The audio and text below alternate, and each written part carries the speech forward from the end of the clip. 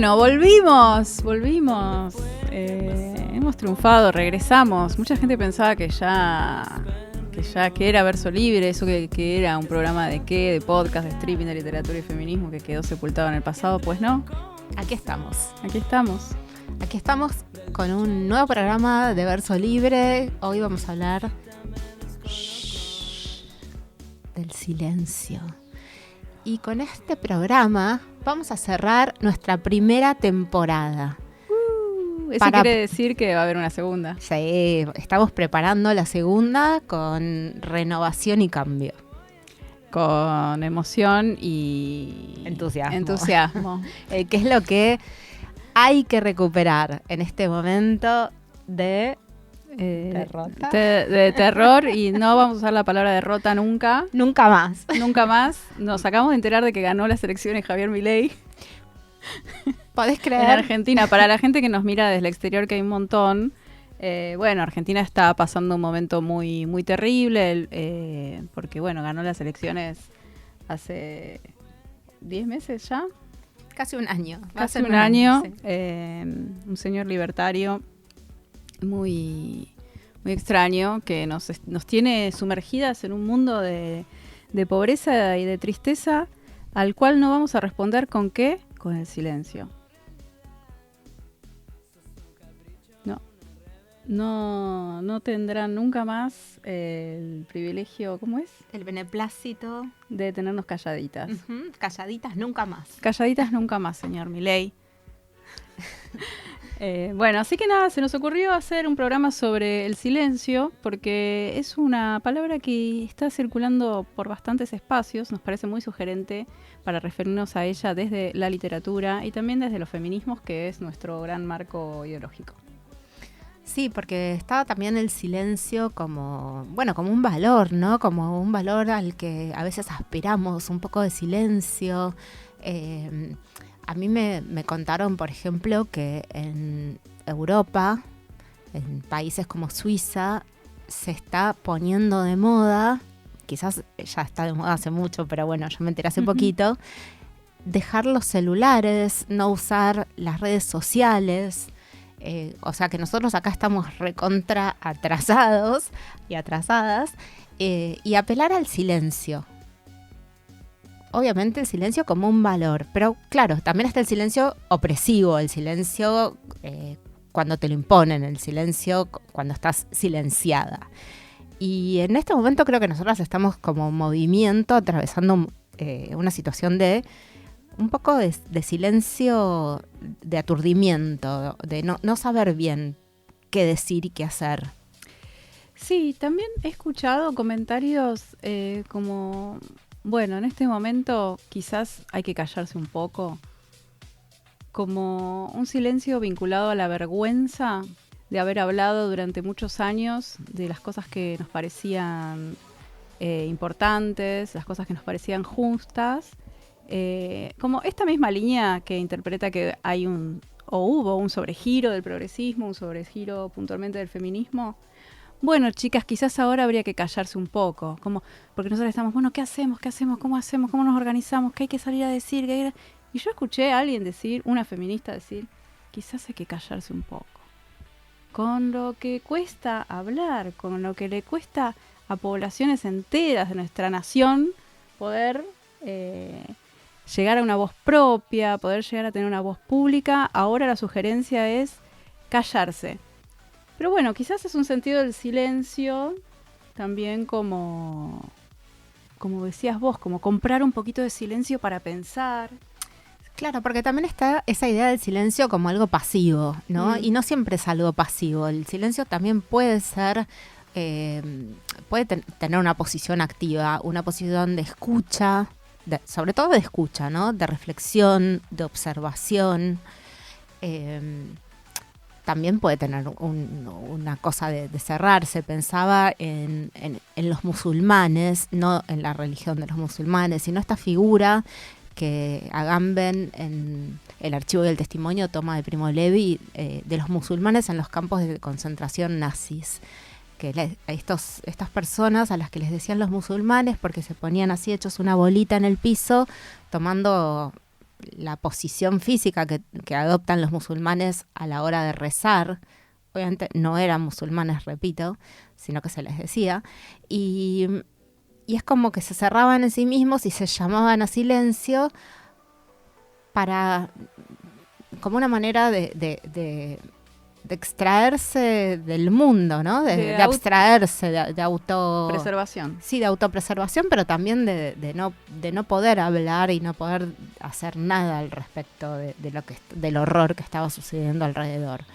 Entonces, bueno, eso también en alguna medida un poco también pasa, me parece, como esa cosa de inhabilitación que te provoca lo que está pasando, ¿no? Como sí, también meterte para adentro, de no poder, no saber qué decir.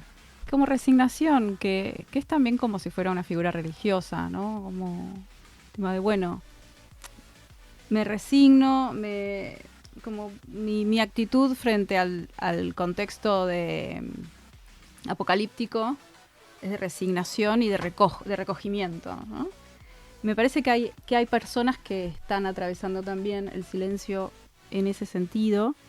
Y otras pensaba también desde el lugar de, bueno, me callo para no decir pavadas también, ¿no? Porque no sé muy bien.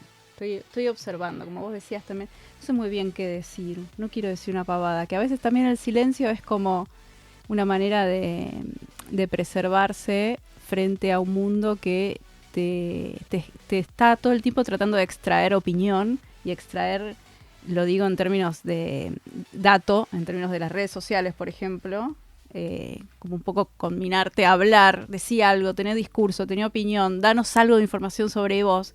Bueno, esto que vos un poco decías al principio, bueno, con un poco de silencio como en el mundo digital, que es una tendencia, ¿no? Es una forma de no te regalo mi opinión, mundo que todo lo comercializa. Yo me acuerdo que cuando era chica, tengo una relación muy especial con el silencio, supongo que todos, pero mi papá, que era una persona muy cauta, después rompió toda su cautela al final de su vida, no importa, pero él siempre me decía, antes de hablar tenés que pensar 3 veces lo que vas a decir. Y yo me lo tomaba literal, boluda. Mira, pensabas 3 veces, ¿entendés? Iba al jardín y decía, quiero más té. Quiero más té, quiero más té, quiero más té, quiero más té. ¿Entendés? Era como el colmo de la neurosis, ¿entendés? Bueno, y eso me acompaña a mí toda la vida. Entonces, como que yo siempre pienso mucho antes de hablar. Soy muy temerosa del impacto que puede tener lo que digo. Por eso hablas también. Del impacto que puedo tener en los demás. Como el temor a la descalificación de la mirada desde el poder, sobre todo, que es algo que dice Bell Hooks en un libro que traje, que después voy a leer unos pedacitos, que se llama Respondona, que es cómo lidia una mujer negra como yo, una mujer negra como ella, con el miedo a ser descalificada. ¿Cómo lidian en general las mujeres negras? Y lo hace extensivo a otras identidades, digamos, subalternas, no valoradas por la hegemonía, con el miedo a que cuando cuentan lo que piensan y lo que sienten, sean maltratados. Y bueno, entonces, esa enseñanza que me dejó mi papá, pensá mucho, por ahí venía de ese lugar también, ¿no? De ese lugar de sentirse con miedo a la mirada de sus amigos ricos, por él. Entonces es como, bueno, también es una actitud activa del silencio. Sí, mira, cuando lo vi pensé por los colores que habías traído Desierto Sonoro de Valeria Luiselli, que es un libro en el que la narradora va haciendo un documental sonoro de los ruidos del desierto. Con lo cual también cabe la pregunta si el silencio existe, ¿no? Como cuál es el verdadero silencio. Y pensaba en ese sentido en la potencia de ciertos silencios. El silencio que se lo piensa como vacío, como nada, como en la potencia de ciertos silencios. Y pensaba, hace poco se estrenó en Netflix. Hola Netflix. Pon una monedita por aquí. El documental de María Soledad Morales, del crimen de María Soledad en Catamarca, con guión y dirección de Lorena Muñoz. Y ahí muestra muy bien esto que se hizo como forma de protesta, que son las marchas del silencio que organizaron sus compañeras de colegio, que tenían exactamente mi edad en ese momento. O sea, es un crimen. ¿Cuántos años tenías vos cuando fue lo de...? Porque eso es toda una marca de nuestra vida, de las mujeres que fuimos adolescentes. En ese Bueno, momento. ella estaba en secundario y yo también, estábamos en... Más o menos eran contemporáneas, digamos. No, absolutamente contemporánea. Ella es del 72, yo soy del 73, bueno, sí. ¡Ay, qué bien que estás! Pareces mucho más joven. Sí, me lo dicen mucho, gracias. Sí, contemporáneas, totalmente contemporáneas. Pero bueno, lo que quería decir es esto, ¿no? Cómo esas marchas no las pudieron frenar justamente porque eran en silencio, no hacían ningún desastre o ruido o, digamos, alboroto en el pueblo, que probablemente hubieran terminado con represión. Y la potencia de esas marchas en las que se fue sumando cada vez más gente, movilizó a la justicia a que finalmente se hiciera algo de justicia en eso. Claro, el silencio como una herramienta, como un arma. Sí, y el silencio también cuando tiene una contundencia que dice algo, dice muchas cosas, ¿no? Como por ejemplo, yo me acuerdo cuando éramos chiquitas que decían, mis amigos me están haciendo el vacío, el silencio como un vacío. Y esa palabra, ¿no? Silencio y vacío, que era súper doloroso, ¿no? O cuando alguien te deja de hablar. Es una señal, te quita la palabra, sí. Sí. O sea, te doy mi silencio. También está llamate al silencio. Uh-huh. Como un castigo, ¿no?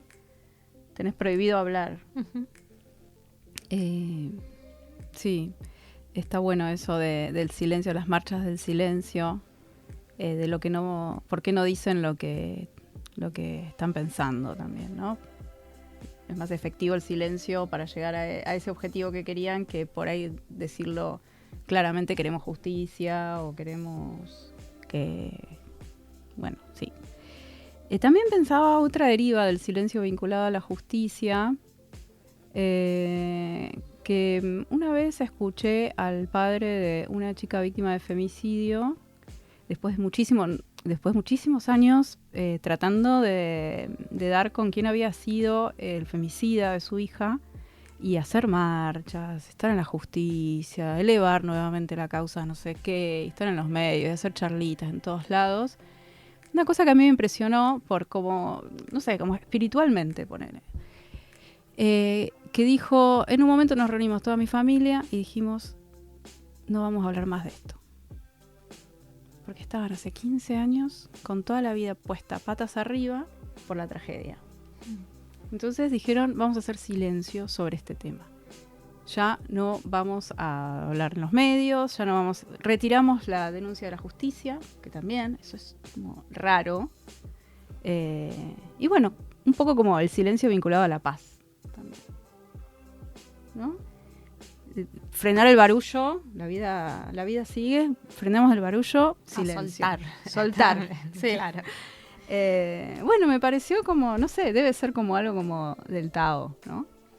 Bueno, también está todo esto de estar, de todo lo que está silenciado y sale, ¿no? Y toma voz, ¿no? Como cuando se hace una denuncia de abuso muchos años callada y empiezan a salir otras voces, ¿no? Es como ahí hay algo que está silenciado, como si estuviera tapado como una olla en ebullición ahí y sale, ¿no? Que es otro tipo de silencio, ¿no? Un silencio opresivo. Es un silencio opresivo que en general cuando se rompe, la palabra aparece como aullido, ¿no? Aparece como cuando apretás un globo, se explota y hace un ruido, apretás un granito y sale pus. La palabra ahí sale a borbotones y un poco como con lo podrido también. Bueno, yo no puedo dejar de mencionar este sticker que había cuando yo era chiquita, que difundió la dictadura, que era... ¿El silencio salud? El silencio salud. Claro. ¿Era un sticker que estaba tipo en los autos? Sí. y los argentinos somos derechos humanos también. Sí, o sea, sí, bueno, pero yo me los acuerdo y uno es como terrorífico. Entonces, bueno, esto del silencio es salud, que también está la enfermera de los hospitales, quizás también asociado a esa idea de bueno, sí, de mejor no decir nada, ¿no? Sí, o cállate mientras los otros, los que saben, están trabajando también, ¿no? No molestes, porque hablar molesta. Bueno. ¿Vos te dormís con silencio o con ruido? No, con silencio. O sea, no me pongo música ni me pongo ¿esto cómo se llama? ASMR. ¿Ruido blanco? No, hay gente que hace con el micrófono. Eso. Conozco una chica, no voy a decir el nombre, que se pone eso para dormir. Me parece asqueroso. Yo no me pongo esa lengüita que dijiste, pero bueno, me vine en pijama para irme a dormir Yo en silencio. ¿Por qué me preguntabas? Y sí. Bueno, vamos a tener en el próximo bloque, en el bloque de trabajo textual, una trabajadora textual que ha escrito un libro espectacular sobre el silencio. Y viene, está ahí afuera esperándonos. Así que nos vemos un ratito. ¿Qué pasó? Que nos perdimos. Estaba todo tan claro. Bueno, seguimos acá en nuestro segundo bloque, que es trabajo textual. Y estamos con nuestra invitada, Julieta Correa, autora de ¿Por qué son tan lindos los caballos? Hola, ¿qué tal? Gracias, chicas, por la invitación. Gracias por venir, Julieta. Un placer. Bueno, voy a empezar leyendo la bio de Julieta para tener un poco de idea de dónde viene, hacia dónde va. La leo directamente del libro editado por Rosa Iceberg hace muy poquitos meses. Este mes. Julieta nació en Buenos Aires en enero de 1989. Estudia edición en la UBA y gestión de la cultura en UDESA. Trabaja como editora y en comunicación cultural. ¿Por qué son tan lindos los caballos? Es su primer libro. Sí, breve la biografía, pero es eso. Todo cierto. Bueno, es breve porque también sos muy joven. Gracias. No, es verdad, o sea... A mí me pasa que cuando alguien nació en la década del 80 me da muchísima tranquilidad. Pero yo soy del 81, el primer año del 80, vos sos el último año del 80, es como pero que es lo siento mismo, como sí. que está todo bien. Si hubieses nacido en el 90, que son un año de diferencia, yo ya me sentiría como muy anciana al lado tuyo. A mí me pasa también y es un año de diferencia. Digo, 90, ¿qué? Un bebé. Y la misma edad. Pero sí. Bueno, la invitamos a Julieta por muchas razones. Primero porque nos sorprendió mucho este primer libro de ella, que tiene este título tan lindo, tan sugerente, que es una pregunta que queda suspendida. Bueno, después se explica un poco, se cuenta un poco en el libro, que es una novela, podríamos decir, una especie de novela, una novela en el amplio sentido de lo que se llama novela hoy. Y porque, bueno, el tema de hoy, como habíamos dicho, es el silencio.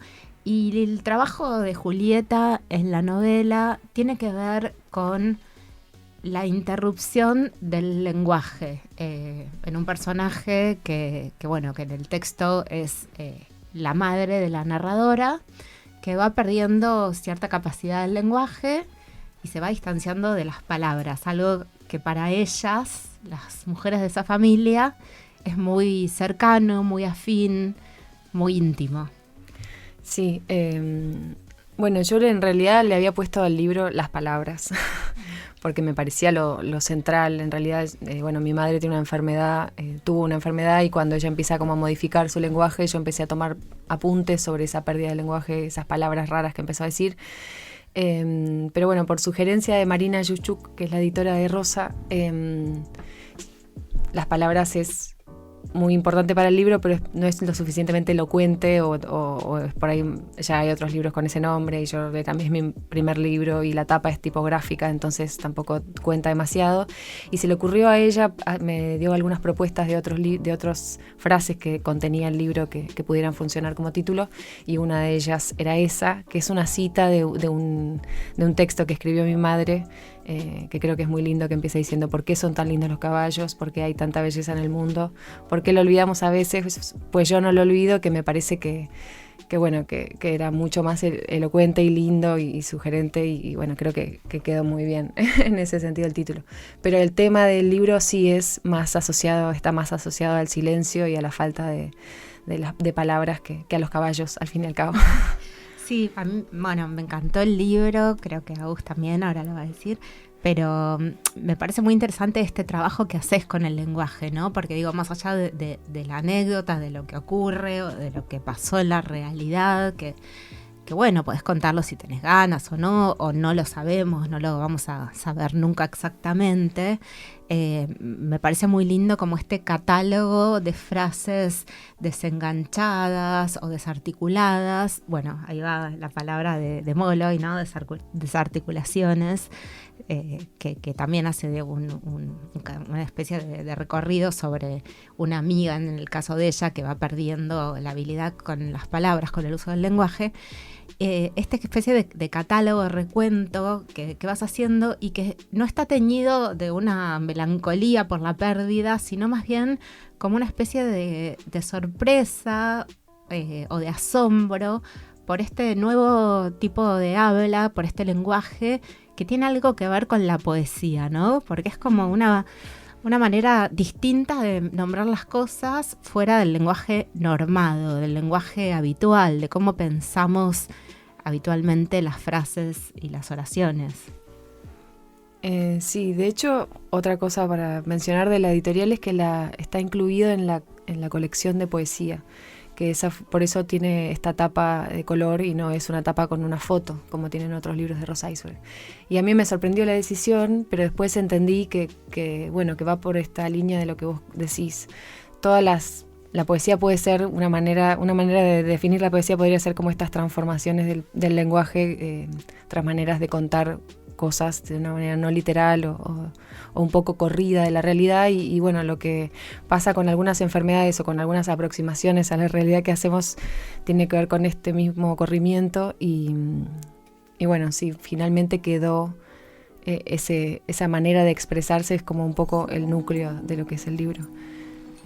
Para mí, bueno, tiene mucho que ver con distintas maneras de nombrar las cosas, ¿no? Por un lado, como nombrar una enfermedad, cómo se nombra, y después cómo ella empieza a nombrarnos a todos de maneras distintas, y después cómo antes nos nombraba de una manera muy particular. Creo que todas esas cosas tienen que ver con cómo se gestó el libro y cómo quedó. Uh-huh. Y respecto al proceso de la escritura, me imagino que así como trabajaste con esos diarios de tu madre, increíble, que fue documentando toda su vida, también vos escribías en esos momentos de encuentro con ella, e incluso de silencio también, donde te dejabas a vos misma anotaciones. ¿Cómo seguiste eso? ¿Hiciste un diario también de la enfermedad? Sí, yo en el momento en realidad no escribía mucho. O sea, en el momento, quiero decir, cuando iba efectivamente, me encontraba ahí con ella y pasábamos muchas horas. Pero sí, también sucedió durante la pandemia, que fue un momento de mucha introspección, de muchas pocas otras cosas que hacer y de mucha tendencia a la escritura. No sé si a ustedes les pasó lo mismo, pero sí, entiendo que a mucha gente le pasó. Y yo sí abrí como otro archivo por fuera de mi diario, que yo escribo diario en general, en papel y en virtual y en Drive. Abrí otro archivo y empecé a decir, bueno, hoy también mucha queja, ¿no? Hay mucha incomprensión y muchas preguntas sobre qué estaba pasando, y mucho aburrimiento y muchas menciones a mi gata, pero sobre todo esto de, bueno, hoy dijo esto otro, ¿qué quiere decir? Y sí, como que no en el momento siento, aunque por ahí alguna nota, sí, no lo recuerdo bien, pero sí a la noche, cuando volvía, al día siguiente, como al mes, o de repente me acordaba algo que había dicho y decía, no, esto está bueno, lo tengo que recordar para siempre, ¿no? Que eso es la ilusión que da la literatura, que uno lo va a recordar para siempre.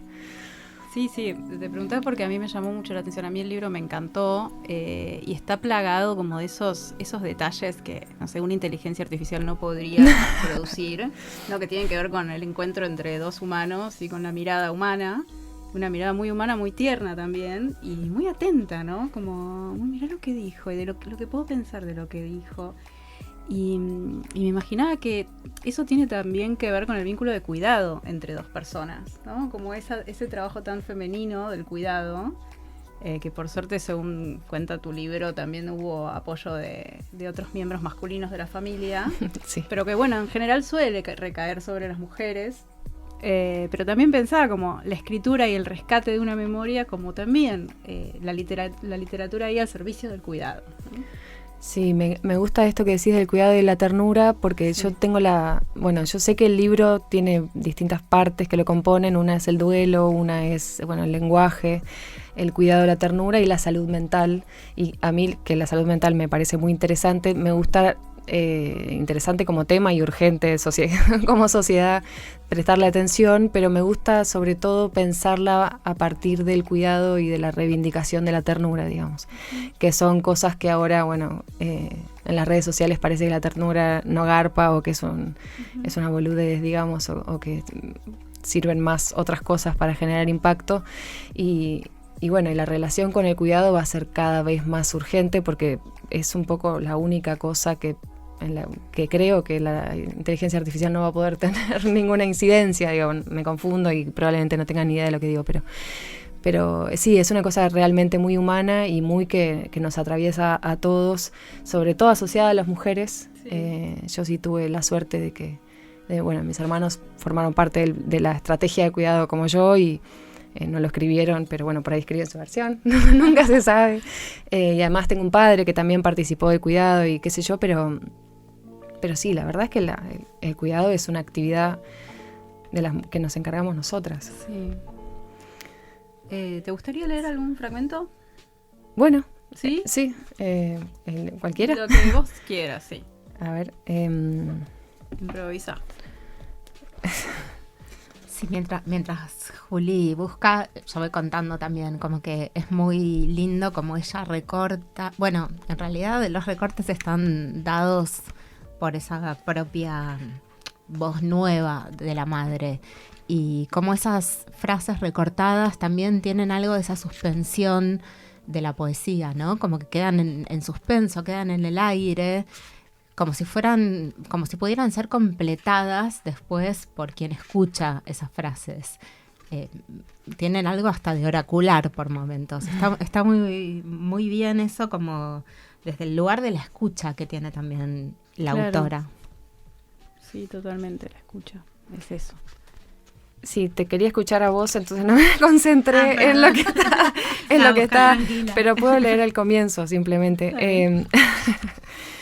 Pero empieza con estas dos frases, digamos. ¿Por qué son tan lindos los caballos? ¿Por qué hay tanta belleza en el mundo? ¿Por qué lo olvidamos a veces? Pues yo no lo olvido. Diario de Sari.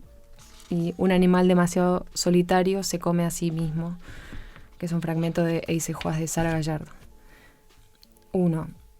Últimamente tengo la cabeza plana como la tierra. La que guarda los recuerdos de esta familia perdió la memoria y desde entonces nos encontramos todos en una especie de pausa que es como una meseta o una pared blanca.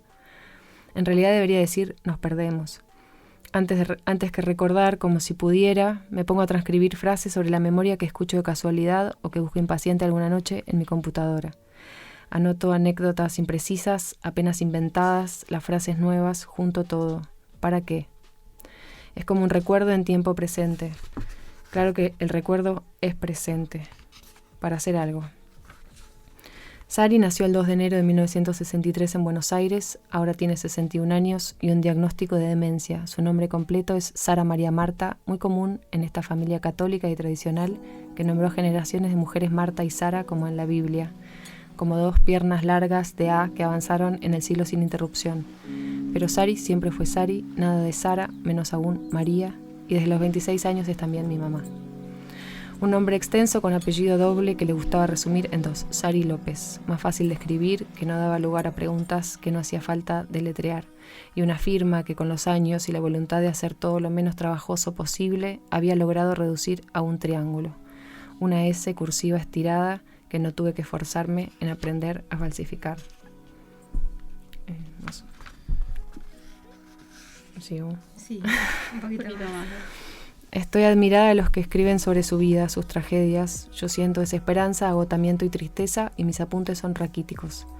Pero quiero hacerlo, voy lento pero insisto, tomo apuntes, junto partes, hago el esfuerzo, algo tengo que hacer. No la llevo mucho a la plaza, no la baño, no la miro achicarse, no la saco a caminar, no le lavo la cabeza, no le corto las uñas ni la carne del plato y se la llevo a la boca. O si lo hago, no es suficiente. Mientras ella empezó el proceso de desarmar su mente y separarla de las palabras, yo empecé un proceso de desconfianza en las palabras, desconfianza que siento como una traición. Sari era graciosa, ocurrente, filosa, mordaz, pero sobre todo jugaba con las palabras, las intercambiaba, las daba vueltas y contaba los mejores cuentos, chistes, anécdotas, disparates. Además anotó cada detalle de cada día durante más de 40 años. Encuentro cuadernos por toda la casa con sus anotaciones y dibujos en algunos márgenes. Su letra es clara y linda. Cuadernos de muchos tamaños y formas que arrancan sin solemnidad con un año y una aclaración. Sigue del cuaderno tal. ¿Cómo nos van a dar la espalda a nosotras, las palabras, si siempre nos habíamos sentido preferidas? Eso es algo. Bueno, ahí hay como una especie de no sé, de culpa por no darle de comer, no bañarle, qué sé yo, pero más adelante sí, agarra, la baña, se mete a la bañadera con ella. Sí, es que en realidad todo eso pasa, pero pasa. Cuando uno es como, los días son muy largos, ¿no? Como que yo estaba 1 hora, 2 horas, 3 horas con ella y después las otras 21 estaba sola en casa. O estaba 3 días con ella y después los otros 4 días de la semana, ¿no? Siempre es como, siempre uno puede estar más tiempo. O siempre uno piensa que las cosas que hace pueden tener un destino más conducente del que tienen, entonces... Claro, más que nada esa sensación de que no eras nada suficiente. Nada es suficiente. Y me gusta mucho la parte donde decís que a tu mamá, bueno, ya voy a hablar como si fuera la narradora. La narradora, me estaba haciendo la estructuralista. No, pero sobre todo porque a veces cuando lo que pasa con estos libros es que te empiezan a preguntar mucho sobre tu vida privada y a mí la verdad es que me daban ganas de hablar del texto, que es tan lindo, ¿no? Y por ahí no sé si tenés ganas de hablar de vos, pero bueno, me gusta mucho cuando dice que la madre de la narradora era muy lectora de Simenon, de George Simenon, que le gusta mucho y bueno, no sé, me imagino también la riqueza de esos diarios que también tenían que ver con la literatura, o sea, son literatura. Sí, ella era muy lectora, bueno, en su familia hay muchos escritores, muchos libreros, como una relación muy estrecha con la literatura, muy natural, quiero decir, la palabra natural no está buena, pero es un vínculo con los libros como muy cercano, muy cercano. Entonces la escritura, la lectura, los juegos de palabras, los adivinanzas, cantar, todo lo que tenía que ver con el lenguaje era algo que hacíamos con mucha felicidad y sí, yo muchas veces ahora leo libros que antes no hubiera podido leer, digamos, más o menos, porque yo le decía, estoy leyendo otra cosa, y decía, no, eso no, esto tenés que leer, no, lo mejor es esto otro. Hablábamos permanentemente de libros y eso también se nota en sus textos. Y a mí me importaba mucho que fuese un libro que tuviera algún interés o algún atractivo literario, digamos, estético, no solo la historia de una primera persona que se parece mucho a mí y de una madre, de una narradora que se parece mucho a mi madre, digamos. ¿Y te pasó al revés, por ejemplo, que, o sea, no solamente que quizás ahora tengas la libertad de leer lo que quieras sin ese super yo materno, sino que hayas descubierto en lecturas de ella que por ahí antes no te convocaban, cosas que ahora sí te llaman la atención?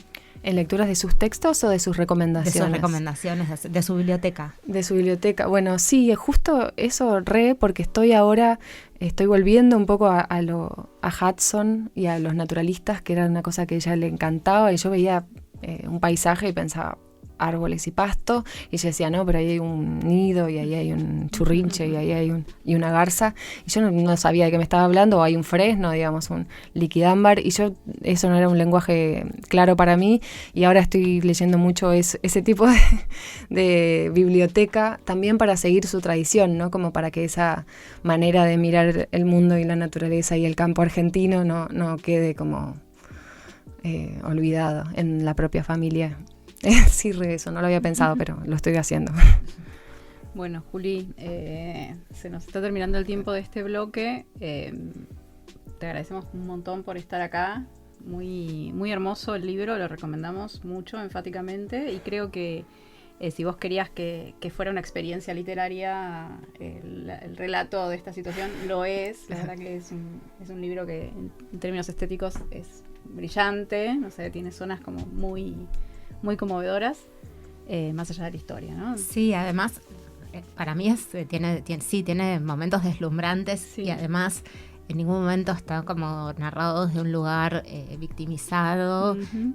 Tiene chispazos de humor muy graciosos. Sí, no tiene golpes bajos, sino más bien como momentos como muy de ternura y de la dulzura, también de la intimidad familiar, ¿no? Como es este. Así que bueno, te vamos a agradecer y despedir. Gracias por estar en Verso Libre. Muchas gracias a ustedes, antes de terminar. Seguimos después. Estación a estación me pregunto dónde fue, qué pasó, cómo fue, qué pasó, que nos perdimos. Volvemos acá en nuestro tercer bloque, Amiga Desconocida, y nuestra amiga, en este caso, es Cari Fernández, que está atrás de cámara, y no por estar ahí, está en silencio, nos tira muchas ideas. Nos dijo: el que calla otorga. El que calla otorga, ya no nos callamos más. Empezó como su cabecita cinematográfica a generar un montón de ideas e imágenes. Ahí está. Sí, también habló de las monjitas que Sí. hacen voto de silencio. Se ve que la inspiramos mucho cuando nos escucha. Sí, Son- así que bueno, Qué gracias, bueno, Cari. qué suerte. En la próxima temporada vamos a ver cómo hacemos para desdoblarte. Hacemos la sustancia y te venís para este lado. Bueno, yo traje algunos libros, algunas cositas para comentar de todo tipo. Voy a cambiar el orden de lo que tenía pensado. Y voy a empezar con este libro de Clarice Lispector, porque tiene que ver con lo que hablábamos con Julieta en el bloque pasado. Este libro yo lo encontré en la biblioteca de mi mamá. A mí me pasó eso que ella contaba. Me encontré en la biblioteca de mi mamá cuando la tuve que desarmar después de su muerte, con un montón de libros de autoras que a mí me gustaban mucho y que yo no sabía que mi mamá leía. Por ejemplo, Dina Barnes, Clarice Lispector. Y este libro de Lispector tiene traducción y prólogo de Cristina Peri Rossi. Me encanta. Se llama Silencio y tiene un cuento que se llama Silencio, que por supuesto no lo voy a leer entero, pero es casi un ensayito sobre el silencio. Y dice: es tan vasto el silencio de la noche en la montaña y tan despoblado. En vano uno intenta trabajar para no oírlo, pensar rápidamente para disimularlo, o inventar un programa frágil punto que mal nos une al súbitamente improbable día de mañana. ¿Cómo superar esa paz que nos acecha? Bueno, me parecía muy interesante esto, ¿no? De no soportar el silencio también, ¿no? Sí, Tomás. Sigue y es hermoso y la verdad es que... Es cierto, esa deriva del silencio insoportable no la tomamos, pero el silencio y la soledad también es todo un tópico, ¿no? Que explorar. Se vuelve... también tiene que ver con la imposibilidad del silencio, ¿no? En el silencio más absoluto aparece un montón de ruido, también interno, ¿no? Estoy por toser. Claro, entonces, mira, justamente en este libro que se llama Silencio, de John Bennett, que es muy lindo, de la editorial Godot, hay una pregunta sobre el silencio y sobre si realmente existe ese silencio absoluto. Por lo que decía Clarice Lispector, bueno, no, porque están los ruidos de la noche, que es algo de lo que habla mucho y muy bien Al Álvarez en su libro La Noche, que publicó de la editorial Fiordo, que me encanta ese libro. Y acá John Vigenet un poco dice algo parecido. Dice que podemos suponer que en algún lugar del cosmos, donde aún no hay rastros de la especie humana, nos espera una zona de silencio. Un gran mar de quietud impoluto de todo movimiento, un territorio virgen totalmente callado. Pero nuestra imaginación nos engaña si pensamos que el silencio es un destino al que podríamos llegar algún día. Es como si esa idea del silencio fuera en realidad una utopía, como si el silencio absoluto no existiera. Y hace un rato yo le contaba a Cari, preguntándole si ella se dormía en silencio o con ruido, no me acuerdo si ella me lo preguntó a mí, que mi mamá se dormía con el sonido de la televisión y a mí me parecía un horror. Y que ahora, en mi edad, en mi vejez, yo empecé también a poner un poquito de ruido para dormirme, algún podcast o algo. Y creo que tiene que ver con esa angustia del vacío, del silencio. Bueno, de este tiempo también, ¿no? Que produce tanta angustia. En mi casa se puso un poco de moda últimamente escuchar apps de meditación, como para sustraer cualquier ruido interno y poder acallar. Está de moda esto, ¿no? La meditación mediada por internet, tratar de silenciar, tratar de no pensar. No es que tratar de no pensar no es que está de moda ahora, es como una cosa que perseguimos desde siempre, ¿no? Pero sí me llama la atención la aparición de la tecnología y como una manera de... que es como todo lo contrario del silencio. Sí, como cuando me preguntaste a mí cómo me dormía, sí me doy cuenta que yo lo que hago para silenciar es, por ejemplo, ver una serie. Como, veo una serie para que la cabeza esté en otra cosa, que es una forma del silencio. O sea, cuando la cabeza está en otra cosa, es una forma del silencio interno. Claro. Porque no hay reflexión, ¿viste? Es como todo, bueno, me provoca, la serie me provoca, y yo no me estoy provocando nada. O sea, no. Entonces, ahí me duermo. Muchas veces, si no, no me duermo. Porque tengo el ruido de las montañas por la noche en la cabeza. Sí, el ruido de las montañas internas, ¿no? Sí. De una maquinita que no para. Sí. Bueno, vos no sé si querés mostrar algo de lo que trajiste. No, vos trajiste cosas tan buenas que Sí, me dan la ganas de verdad que escucharte sí. leer un montón. Bueno, yo traje este libro que se llama Cómo desaparecer, de Haitham El Wardani, espero haberlo pronunciado bien. Es un autor egipcio de la editorial Dobra Robota, una editorial que me encanta, que es como una especie de pequeño e intenso viaje sonoro, este libro, porque lo que hace este autor, nacido en El Cairo en 1972, que vivió en Estados Unidos y ahora vive en Berlín, también hay que decirlo, no es que está radicado en Egipto, hace primero como una serie de instrucciones para entrar o salir de grupos sonoros, por ejemplo, de conversaciones. Y en la segunda mitad del libro lo que hace es un catálogo de sonidos de la clase media. Y me encantó cómo los va recopilando. Por ejemplo, avance tenue de pasos rápidos que vienen y van, aumentando su intensidad gradualmente para detenerse de repente debido al sonido de un violento impacto. Los niños que tienen prohibido jugar en la calle crean calles alternativas dentro de sus hogares, calles seguras en las que se encuentran bajo la supervisión de adultos para que no les pase nada malo si se encuentran con extraños. Y hay un montón de sonidos de la clase media recopilados. A mí me faltó, debo decir, el ruido de la alarma de los autos, que es un ruido que yo estaba esperando que apareciera cuando se dispara la alarma de un auto y bueno, ese ruido no está. Pero bueno, además el libro tiene unas imágenes bellísimas que también acompañan, así que esta editorial me encanta, lo súper recomiendo. Y además me parece que también te posiciona en ese lugar del silencio como un lugar de, como un lugar de escucha. De Claro. escucha muy atenta. Pensaba esto de los sonidos de la clase media y me hiciste acordar a este libro que traje de... Este libro de poesía de Ornella Sacomano, que es compañera mía de taller, del taller que da Lara Segade, les mandamos un beso. Este es un libro muy hermoso también sobre el vínculo de una hija con una madre, perder la costumbre de bailar. Y tiene este poema en el que habla también de cómo una hija escucha el ruido de la madre, que es como también, pensemos en una casa de clase media también, ¿no? En el cual una niña en su habitación, una nena en su habitación, puede escuchar lo que está haciendo la madre del otro lado de la pared. Y el poema dice: en mi posición, con el dedo en la boca, bajo la frazada, intento calmarme.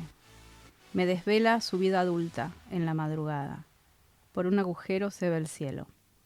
¿No? Como con el dedo en la boca, ¿no? Como estoy escuchando algo, pero no debería estar escuchándolo.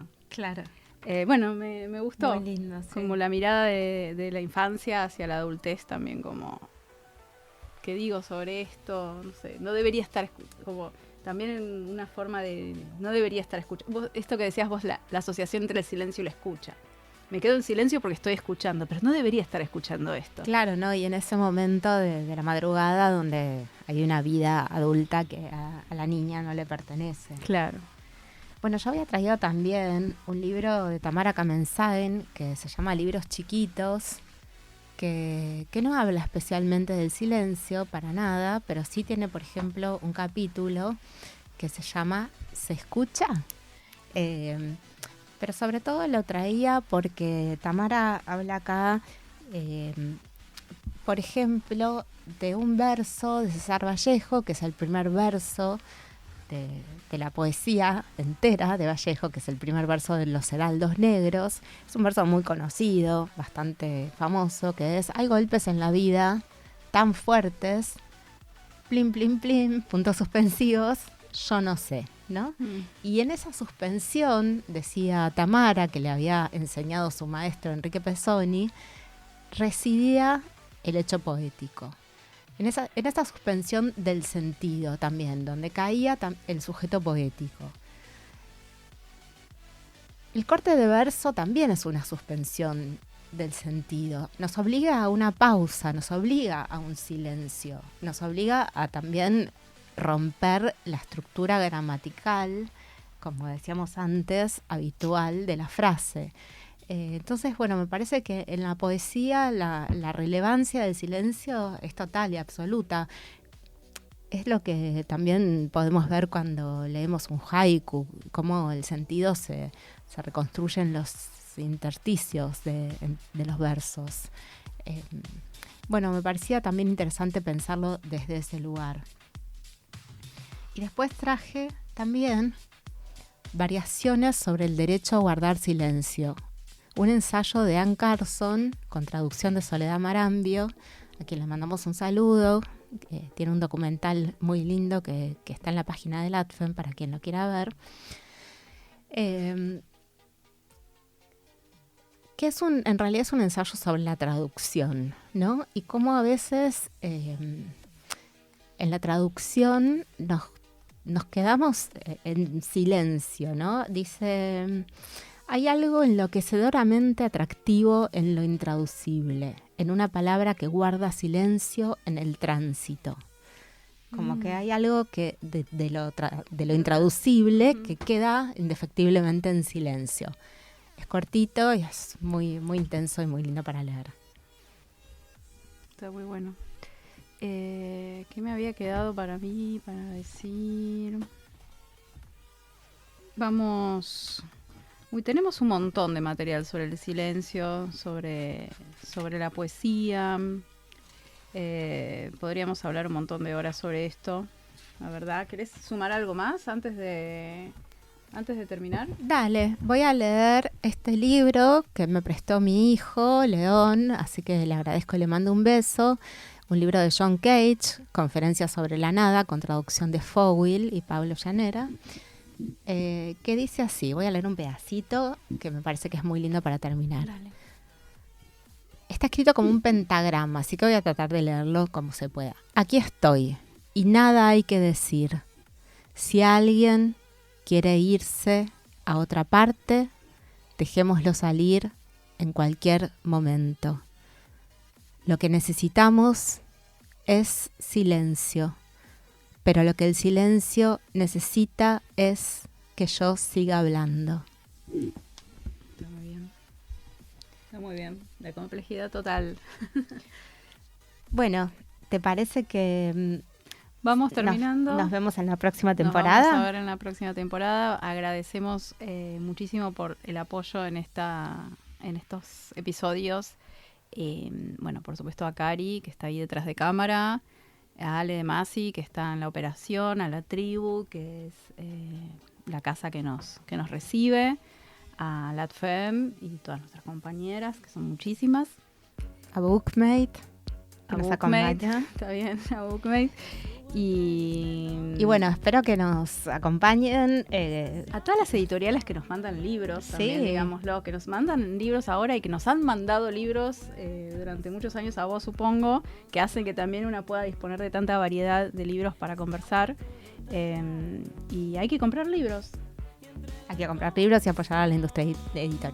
Sí. Bueno, y vamos a seguir en la próxima temporada, así que estén atentos. Bueno, gracias. Hay más verso libre. Que hoy